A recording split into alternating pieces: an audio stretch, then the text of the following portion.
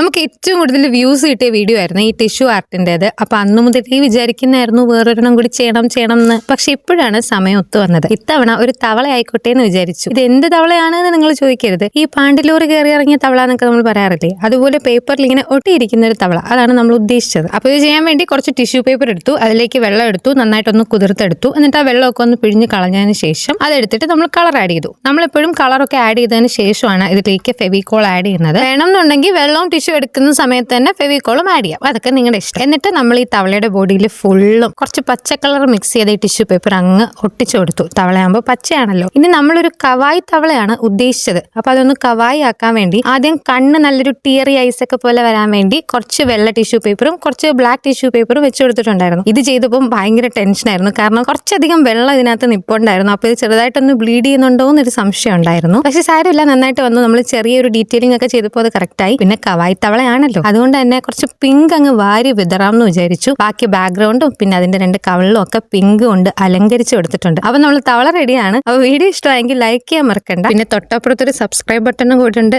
അതും കൂടി ഒന്ന് തന്ന് സഹായിക്കുക. അതൊക്കെയാണല്ലോ ഒരു സന്തോഷം.